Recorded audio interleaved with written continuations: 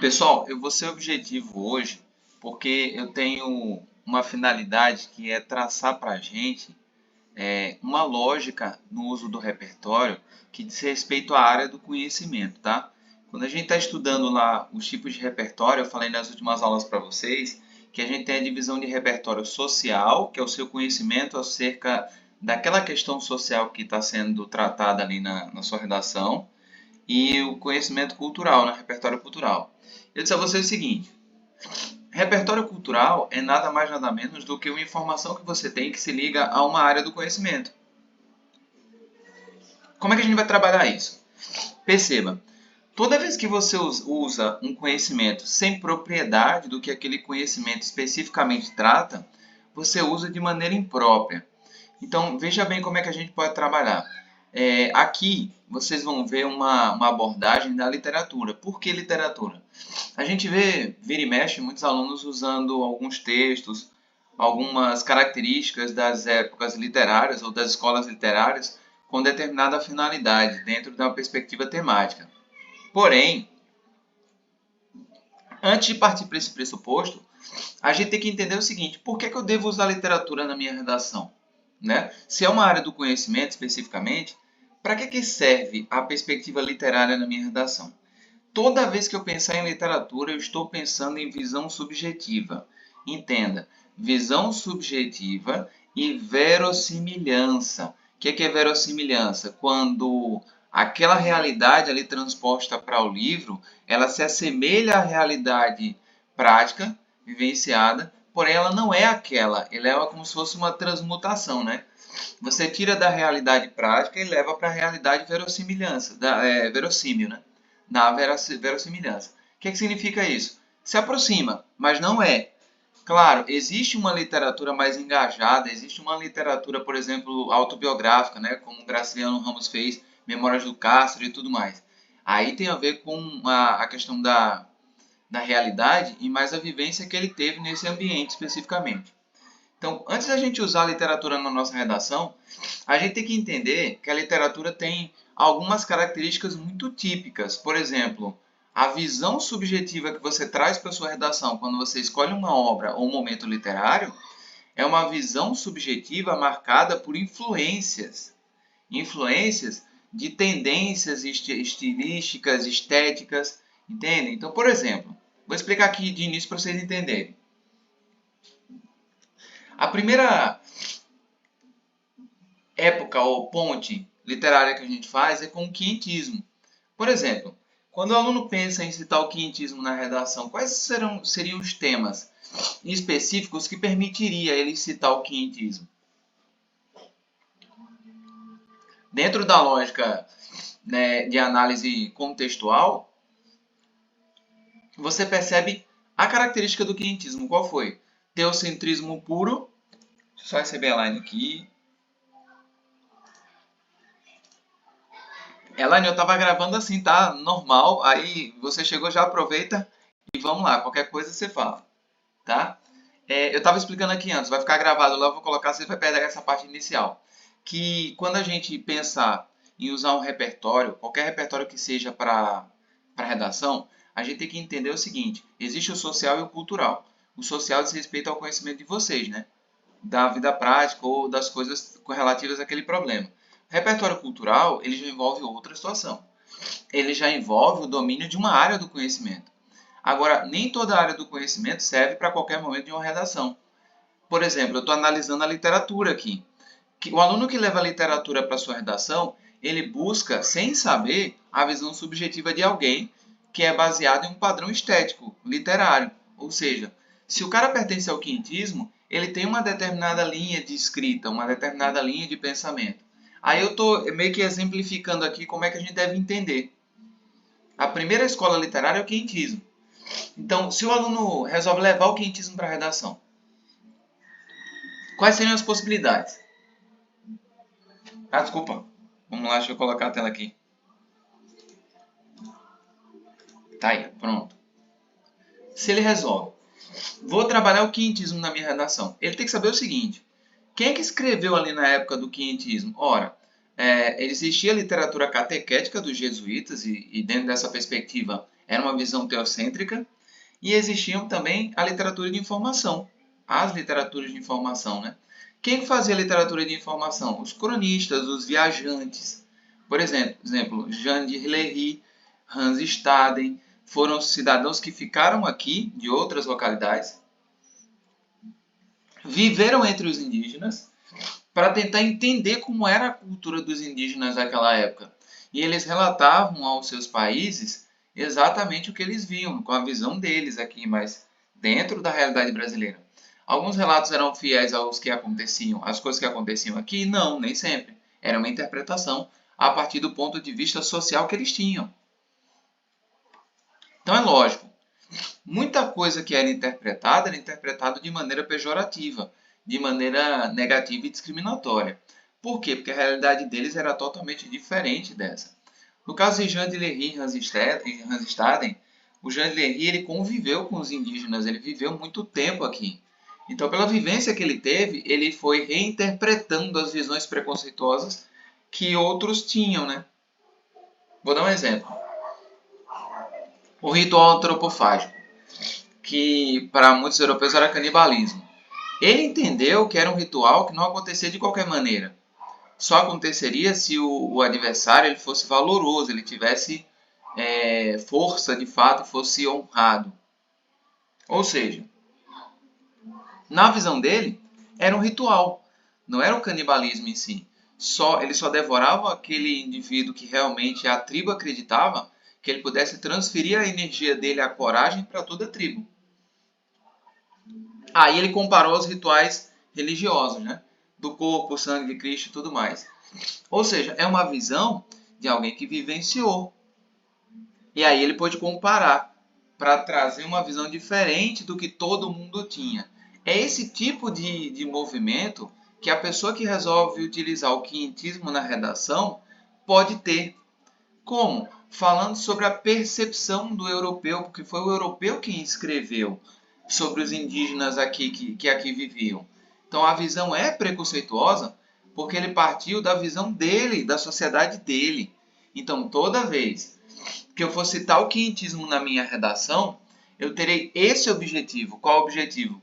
De mostrar a visão do europeu acerca da realidade local. Então, Diego, como é que se usa? Por exemplo, vamos supor que o tema fale sobre aquela questão dos povos tradicionais, né? E eu vou começar a minha redação. Aí eu faço assim, ó. O quinhentismo, que perdurou entre 1500 e 1601, é uma escola literária feita a partir de dois movimentos. Um, informação, passada pelos cronistas, e catequese, criada pelos jesuítas.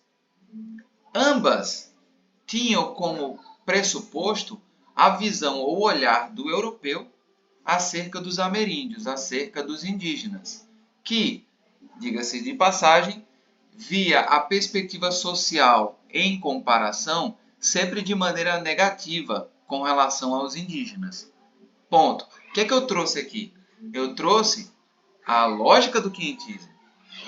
É claro que havia cronistas no quinhentismo que escreviam, tipo esses dois que eu falei, Jean de Lery e Hans Staden, diferente do que todo mundo fazia, porque eles conviveram com os indígenas e reinterpretaram a situação. Então eu só posso usar o quinhentismo em temas que falem sobre essa realidade passada e presente.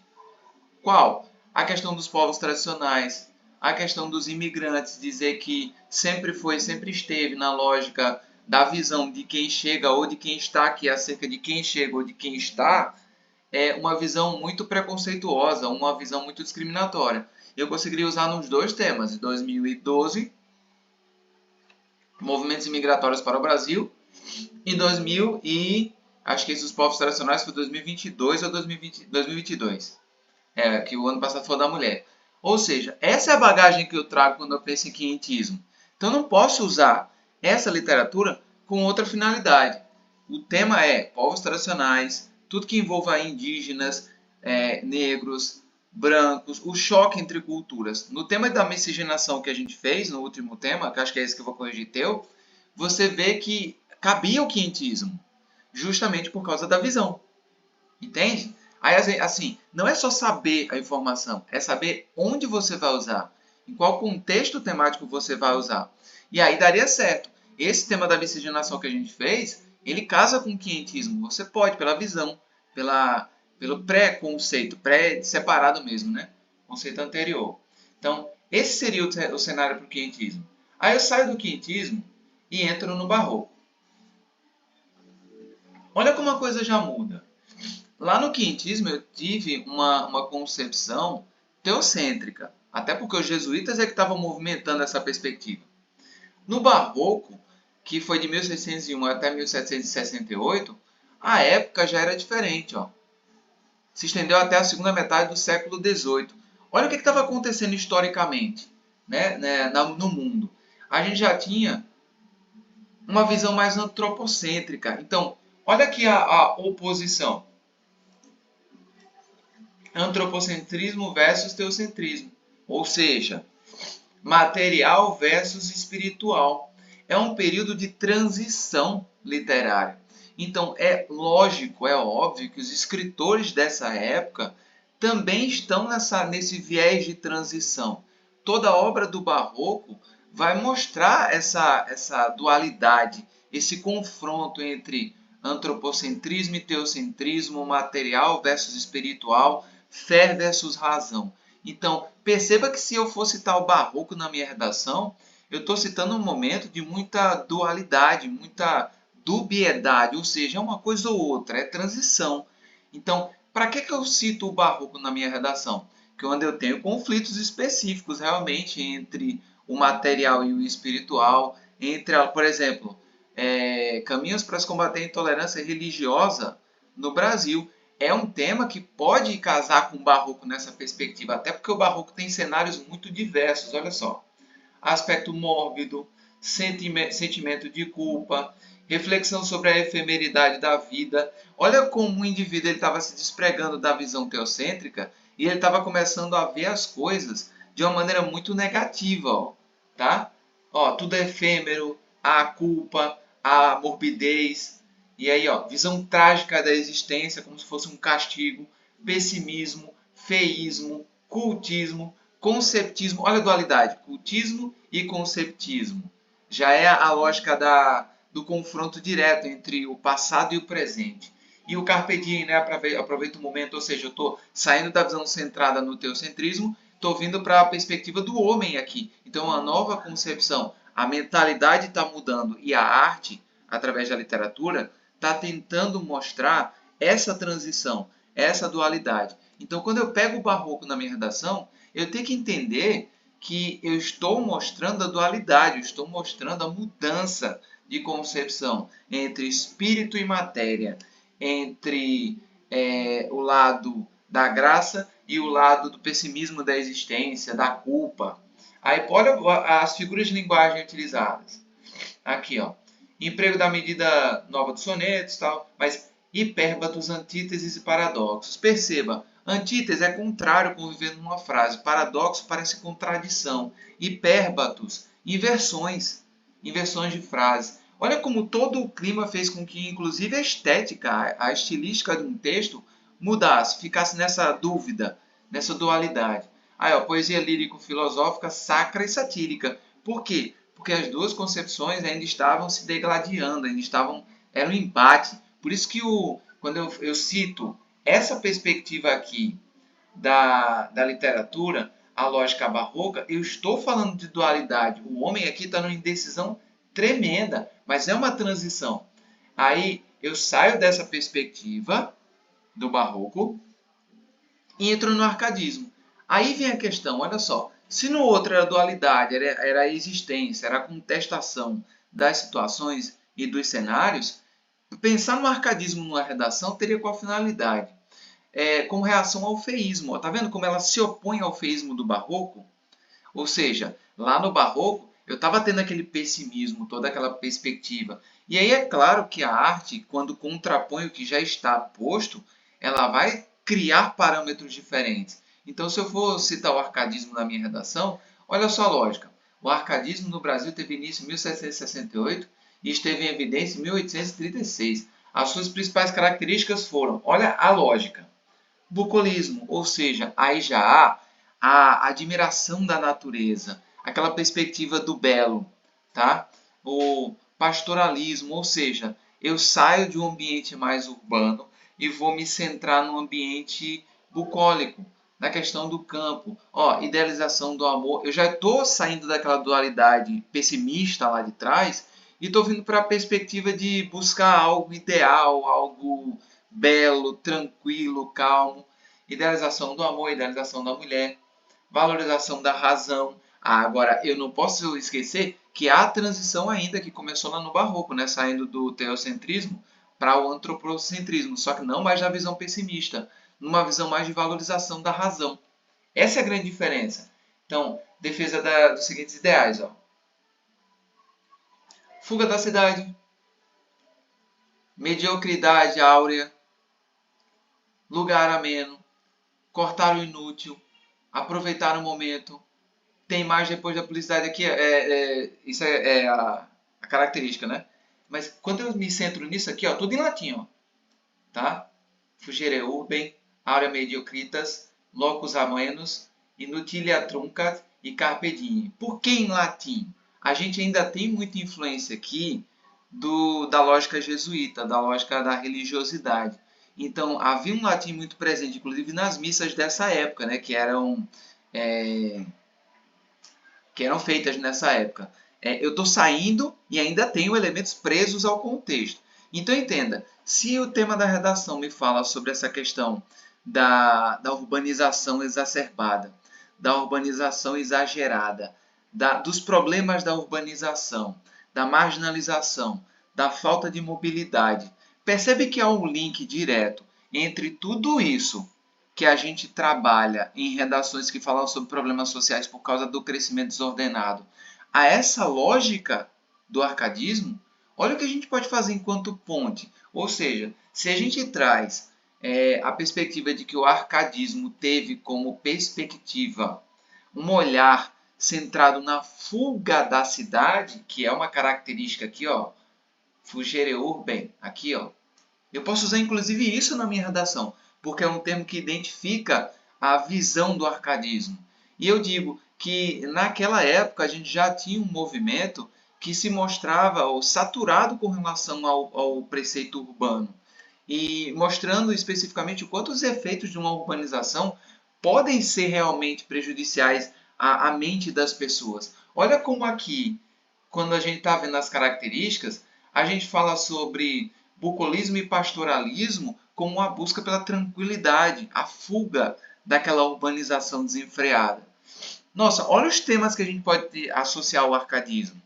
A gente pode simplesmente pegar qualquer tema que fala sobre uma perspectiva descontrolada do ambiente urbano e atrelar isso. Olha o material que a gente tem para trabalhar em temas que são polêmicos dessa forma. Isso para o arcadismo, né? Aí, saindo do arcadismo, eu chego num momento muito polêmico para a concepção literária e para a utilização dentro de uma redação. Por quê? O romantismo das escolas literárias é aquele que teve uma profusão de informações absurdas, inclusive com a divisão das gerações, né? Ali, ó, de 1836 a 1881. E nele é possível observar tanto poesia quanto romance e teatro. Olha só. Olha como eu estou voltado para a arte em si. Ó. Poesia do romantismo brasileiro. A poesia do romantismo brasileiro é dividida em 3 fases. Por que isso é importante? Veja bem. Primeira geração do romantismo brasileiro. Indianismo, bucolismo, que tem a influência do arcadismo ali atrás, a gente acabou de ver. Tá vendo como não é uma transição que causa uma ruptura? Sempre tem. Você vê que o arcadismo estava se focando na questão da razão, a prioridade da razão, que veio da escola anterior, né? Da perspectiva do barroco. Aí aqui, eu já estou no romantismo, mas eu estou trazendo ainda a concepção do bucolismo ali que eu vi no arcadismo. Entende? Não é uma transição que causa uma ruptura total. É uma transição que vai fazendo pontes entre uma coisa e outra. Por isso se divide nessa sequência. Aí eu tenho nacionalismo. Coisas interessantes, gente. Indianismo e nacionalismo. Por que são interessantes? Nacionalismo, a gente vai, por exemplo, se aquele tema dos imigrantes, ele fosse retrabalhado no Enem, a gente poderia trabalhar essa perspectiva romântica aqui da primeira geração. Idealizações, religiosidade, que a gente já via como se estivesse ficando perdido, mas volta aqui, ó. E a segunda geração do romantismo brasileiro, ó. Aí eu saio dessa perspectiva mais idealizada e entro naquela concepção lá do barroco, naquela dualidade, ó. Exagero sentimental, morbidez de novo, sofrimento amoroso, idealizações e novamente o pessimismo. Entenda, aquela lógica que a gente viu lá no barroco, quebrando a perspectiva do teocentrismo e trazendo o antropocentrismo para a base, para o foco da existência, gerou um pensamento pessimista lá. Aí ele sai no arcadismo por causa da busca pelo o tranquilo, pelo calmo, e volta aqui, nessa perspectiva. Agora, a terceira geração do romantismo brasileiro. Olha como já é um pressuposto para o que vem pela frente. Ó. Preste bem atenção. Crítica social, visão mais realista, valorização da emoção, uso intenso de exclamações vocativos, ou seja, já é um cenário onde a escrita está focado na visão mais crítica da sociedade. E isso aqui, ó, a gente vai ver lá no realismo mais para frente. Mas nada mais é do que um enaltecimento ou uma elaboração maior desse preceito que a gente já viu. Está vendo a importância do romantismo brasileiro? Porque ele tem três situações diferentes. Olha só, na primeira geração, a gente vem com temáticas chaves, indianismo, bucolismo, nacionalismo, idealizações e religiosidade. Na outra, volta para aquela questão pessimista, né? Olha a questão do mal do século. E aí depois ele vem para uma perspectiva mais futura, ó, de crítica social. Então, o romantismo pode ser usado em três momentos distintos de temas no Enem.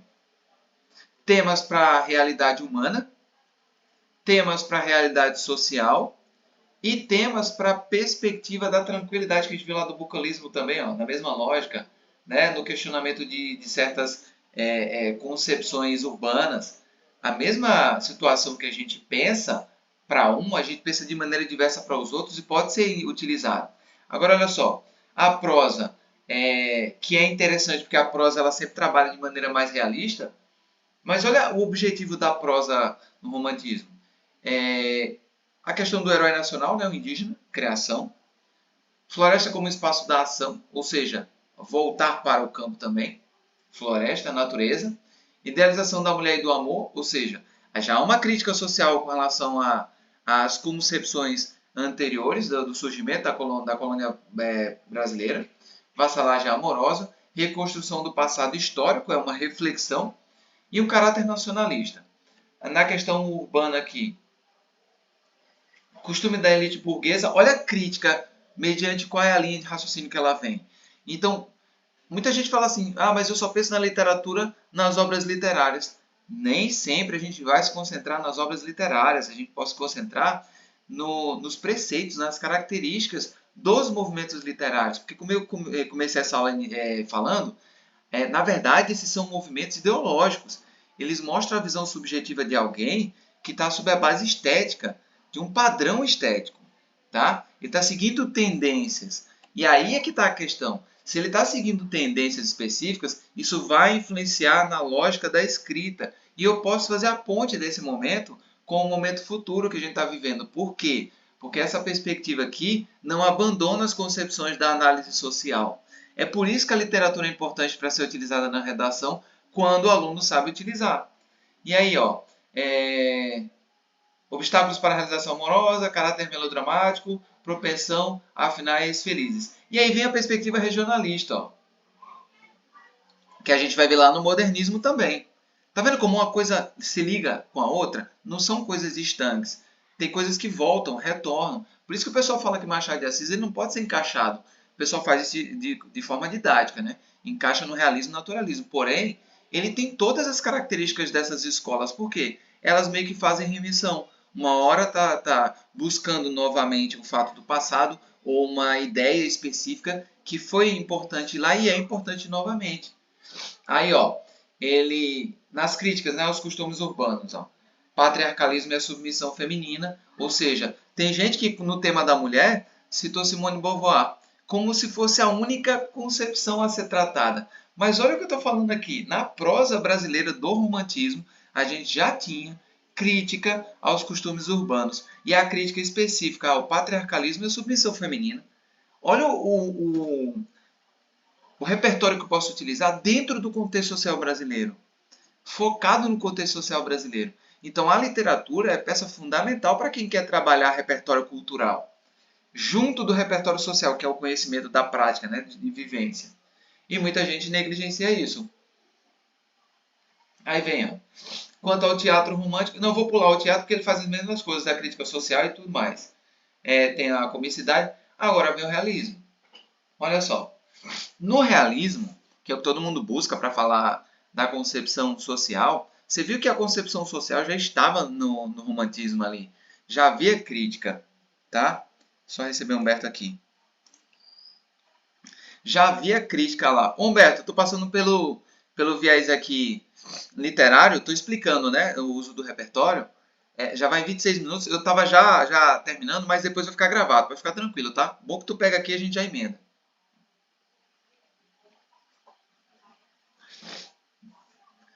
Beleza. Eu estava explicando para a Elaine aqui a questão de por que se utiliza a literatura, cara, na redação. Eu estou mostrando nas escolas literárias, eu estou mostrando que várias características elas se repetem dentro das escolas literárias. Por quê? Porque a literatura, na verdade, é uma visão subjetiva de alguém baseada em concepções estéticas, estilísticas. Ou seja, é como se ele botasse uma lente ali na frente dele e enxergasse o contexto social por meio daquela lente. E eu estava mostrando aqui o romantismo e como o período romântico da literatura brasileira ele é rico para a gente. Eu mostrei a poesia e aí ele se divide nas gerações e estou mostrando a prosa. Aí eu estou mostrando que dentro da perspectiva da prosa aqui, ó, que a gente se volta para a concepção regionalista, eu tenho o meio rural, espaço da narrativa, o homem do campo, o herói rude e corajoso, idealização da mulher e do amor, obstáculos para a realização amorosa. Aí a gente tem a crítica aos costumes urbanos como sendo uma característica específica do romantismo. E aí, ó, eu estava falando para a Elaine, é só você saber qual o tema que está sendo trabalhado no Enem e como esse tema pode se ligar às escolas literárias. Por exemplo, aqui no próprio romantismo, eu tenho uma crítica à perspectiva do patriarcalismo e da submissão feminina, ou seja, muita gente no tema da mulher, em 2 anos consecutivos, inclusive no tema do ano passado, não pensou na perspectiva romântica para trabalhar na redação, que tem uma crítica aos costumes urbanos. E essa crítica fala exatamente da submissão feminina, ou seja, o trabalho de cuidado ele é associado à mulher justamente por se acreditar que a mulher é inferior nessa perspectiva. Há uma relação de submissão que a literatura brasileira abordou. Então eu posso tirar proveito disso para uma redação específica do Enem. Eu digo mais, hein? Qualquer tema do Enem, olha lá, qualquer tema do Enem pode abordar a literatura, tá? Aqui eu entrei agora no realismo. Aí vem a questão, olha só. Muita gente quando pensa no realismo, pensa assim, caramba, eu só penso nas obras literárias em si do realismo. Tá, a obra literária serve como um exemplo de uma visão, mas o que norteia a visão do escritor é a estética literária. É o que aquela estética apregoa para quem está lendo, né? Para quem está escrevendo, relatando, para quem está vendo a realidade social. Então lembre-se, se eu for citar como repertório na minha redação a literatura, eu tenho que entender uma coisa. Caramba, se eu trago literatura, é a visão de alguém, é a subjetividade de alguém pautada num viés estilístico, num viés de uma certa visão estilística que vem da Europa ou por aí vai. Mas é uma forma de chegar à realidade. Por exemplo, no realismo, olha a maneira com que as pessoas enxergavam para fazer a estética literária. A linguagem era objetiva, crítica à elite burguesa, então é uma crítica social, análise psicológica, e aí entra a questão, aquele tema de 2021, se não me engano, o estigma associado às doenças mentais no Brasil, poderia se ligar à perspectiva psicológica que foi trabalhada no realismo. Inclusive, muita gente citou Alienista, se não me engano, de Machado de Assis. A pessoa poderia simplesmente falar sobre as bases ideológicas do realismo, né? Que inclusive tratava dessa análise psicológica, ou seja, ela se voltava para a importância da questão psicológica no contexto coletivo. Então, há uma lógica de raciocínio específica para isso. Um fluxo de consciência, ou seja, de como se enxerga a realidade, questões sociopolíticas, a ausência de idealizações, era tudo muito realista, muito cru, sem a perspectiva do torpor, né, daquela questão subjetiva. Temática do adultério, ironia, ou seja, era uma crítica social um pouco mais apimentada, digamos assim. Aí a gente vem para o naturalismo, que segue essa tendência do realismo com algumas mudanças específicas. Tem o cientificismo claro aqui, ó. Naturalismo brasileiro, né, teve início em 1881. Esse estilo de época possui os seguintes elementos: a linguagem objetiva, assim como o realismo, determinismo, aqui a gente já tem uma corrente filosófica, o zoomorfismo, né, eu trazendo essa lógica animal para a minha redação, especificamente. A gente tem muitas obras literárias com essa perspectiva, tá? O Kafka também tem muito nessa perspectiva. E aí entra uma perspectiva interessante, o cientificismo, ou seja, as luzes, lembra? A ciência como a luz do mundo, o iluminismo especificamente, as idealizações e a crítica sociopolítica. Olha aqui que o naturalismo ele é ferrenho na crítica sociopolítica. Por quê? Porque especificamente ele está dentro de uma visão objetiva, de uma visão filosófica determinista, com o cientificismo aqui, não basta mais aquela questão do político estar atrelado, da visão do líder estar atrelado a uma concepção divina. Não, é uma concepção de análise social mesmo. O parnasianismo que quebra essa perspectiva da lógica, porque ele vem mais na questão da arte pela arte. Ó, objetividade, descritivismo, antirromantismo, rigor formal, alienação social, e isso é importante, porque ele quebra a visão que o realismo e o naturalismo vinham construindo. É uma situação de alienação mesmo, é só a perspectiva da arte, do belo em si. Aquele tema da arte, ele aceitaria o parnasianismo, a arte, a ação social da arte na socialização e na promoção dos direitos humanos. Eu poderia usar a visão do parnasianismo como uma visão, como um modo de enxergar o mundo apenas pela perspectiva da contemplação, o que vai de encontro ao papel moderno da arte, que também é engajar socialmente. Seria uma bela abertura para a redação. Olha a quantidade de temas que eu já toquei aqui só com essa questão literária. Referência grego-latinas, e aí também volta para o modo clássico, mas sempre na perspectiva bem voltada para a lógica da arte em si. Ó. É preciso dizer que no Brasil a objetividade parnasiana nem sempre foi seguida à risca. Isso porque algumas poesias desse período apresentam aspectos subjetivos, já que expõem a emoção do eu lírico. Essa é uma peculiaridade brasileira, ou seja, o Brasil teve essa hibridização, digamos aqui. Aí o simbolismo, né? Simbolismo especificamente ele trabalha muito a subjetividade, valorização da espiritualidade, defesa do mundo ideal. A lógica platônica combina muito com o simbolismo aqui, né? Do mundo das ideias. Então eu estou meio que alheio da concepção racional e social e estou mais voltado para espiritualidade, subjetividade. Também Sartre pode ser utilizado a questão do imaginário, da subjetividade do indivíduo. Eu estou fazendo associações entre literatura e a perspectiva filosófica de maneira muito simples, ainda porque eu vou abordar outros repertórios. Mas só para a gente entender, sondagem do eu, alienação social também, assim como o parnasianismo, rigor formal, poder de sugestão, maiúsculo alegorizante, que é um novo recurso na época, né, para a escrita, e a sinestesia, que é aquela questão dos sentidos, né, a percepção, a junção dos sentidos. Aí vem o pré-modernismo, que é claramente a visão mais voltada para o lado social, uma perspectiva mais de quebrar padrões clássicos.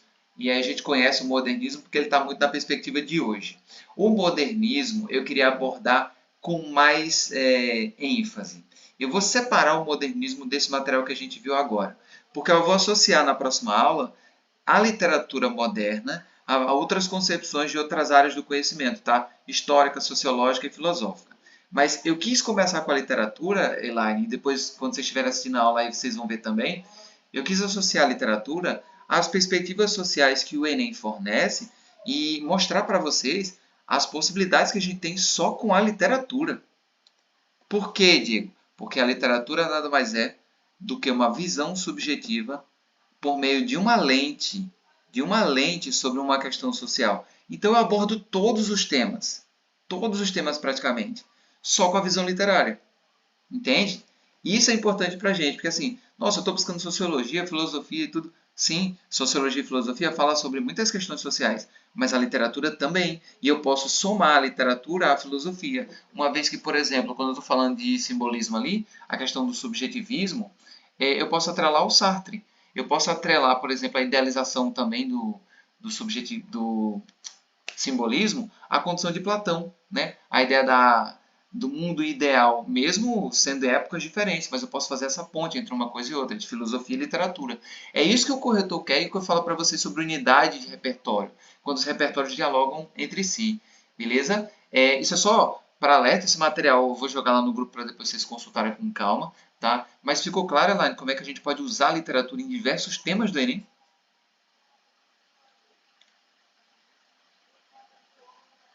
Ah, e detalhe, sem citar obras, só pegando o viés ideológico de cada escola literária e cada linha de raciocínio, tá? O que poupa muito trabalho. A obra literária viria só para exemplificar, só para corroborar a ideia. Se não tiver, não tem problema. Se tiver, melhor ainda. Mas a ideia é se constrói a partir dos pressupostos ideológicos aqui. Tranquilo? Essa primeira aula de várias aulas que eu vou fazer em sequência sobre repertório, para mostrar para vocês por que você deve usar aquele repertório ali. Tranquilo? Line, obrigado aí, viu? Já vou corrigir tua redação se tu quiser aí.